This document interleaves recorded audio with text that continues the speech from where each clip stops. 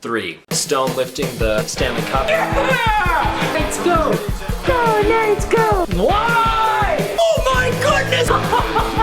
Yeah, he's gorgeous. I never thought I'd see that in a hockey game.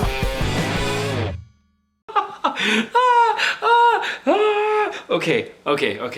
The Golden Knights lose 2-1 against the freaking Minnesota Wild. 3 is the number of games that we've lost consecutively. 3 are the number of games against the Minnesota Wild where Kirill Kaprizov has scored against us a freaking goal. 3 is the total number of goals that were scored in this game. And 3 is the number of goals that we needed to score in order to beat this freaking Minnesota Wild team for the second consecutive night. This game. Okay. The one good offensive play that we had this game was also kind of an accident. 5.5 minutes into the first period, we have this weird play forming where Tuck gets to the line and Nosek, I think Wah thought he was offsides or something. So the puck's just sitting there by itself and Wah comes in and just kind of leaves it. And the Minnesota Wild just follow him and Nosek is there to backhand this in. Past Talbot to open the scoring, making it 1-0. Yeah! Tomas Nosek! Let's go! Honestly, for the rest of this game, we were the better team. For every minute except for 1. I'm not gonna talk about the second, so here's what happened in the second that I reacted to. Talbot had no idea where the puck was. He had no idea that Kolesar shot it until after. And he still missed. Kolesar continuing to not be able to score on a half open net where literally Talbot didn't even look and still saved this because not even his positioning. It was because of where Kolesar shot the puck. Credit has to be given to him because he's literally stopping everything, including Theodore muffing the shot that just somehow still didn't go in. Let's go, Theodore, Marchessault! Theodore!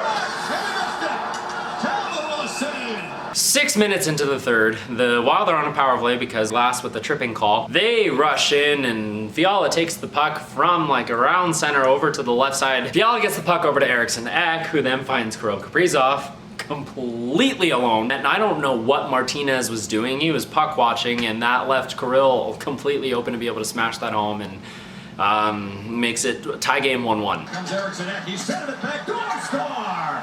Kirill Kaprizov buries it. 50 seconds later, the Wild win their offensive zone faceoff and they set it up from the point to Joel Eriksson Ek, and Eriksson Ek fires it, Fleury with a save. Nobody stops Eriksson Ek from being able to grab his own rebound, which is halfway between the dot and the crease, and he fires this past Fleury to make it 2-1 Wild. Golden Knights jersey, Eriksson Ek with a shot, save, rebound, score!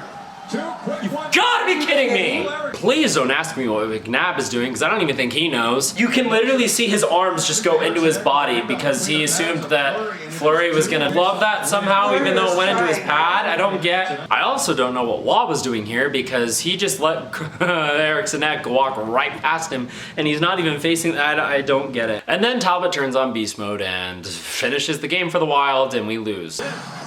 Stupid! Wild sweep the 2-game set.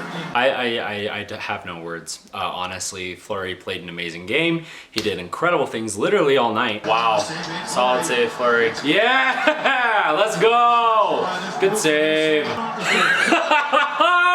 Fleury! Oh, you like the jersey? It's gold. It's the one that we were perfect in until this last night. I got Mark Stone because he's the first captain in VGK history. I still need to get that C embroidered, but CNA will do it for about $5, right? So like no big deal there.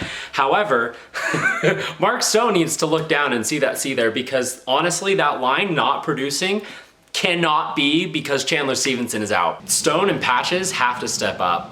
I don't care who they put on. They could put a turnstile on that line and they should still be able to produce. Cody Glass played an excellent game tonight. He took one stupid tripping penalty that caused a momentum shift, sure. However, for the rest of that game, he played an amazing game, 5-on-5, and had nothing to show for it, and I don't know why that line isn't producing. Our power play.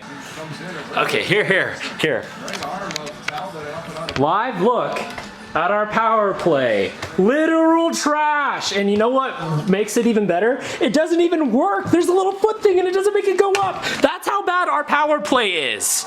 In fact, for questions for this video, I asked, what would you do to change the power play and to stop giving up defensive goals that are in the crease? A lot of people were saying to get rid of Petro, which we can't. NMC here means no movement clause, which means that in order to be able to move him, we would have to have him waive that. And I don't think that's gonna happen. I give him as much crap as anybody else, but we cannot exactly base his play off of what's happening right now, because for all we know, he could still be battling injury. Hockey players do this all the time, where they come back slightly early to try to help out their team, and we're 0-3 with him back. However, we don't know if he has any lingering stuff, and in this very, very shortened and condensed season, probably is. Not an excuse, but I'm definitely saying that we should probably just give him some sort of benefit of the doubt, because he did play a great game, not this game, but last game. Currently, not worth what he's being paid, but our answer can't be and should not be to just get rid of him. Nicholas said, I'm now questioning if this team is even really competitive. They are losing, or 500 at the team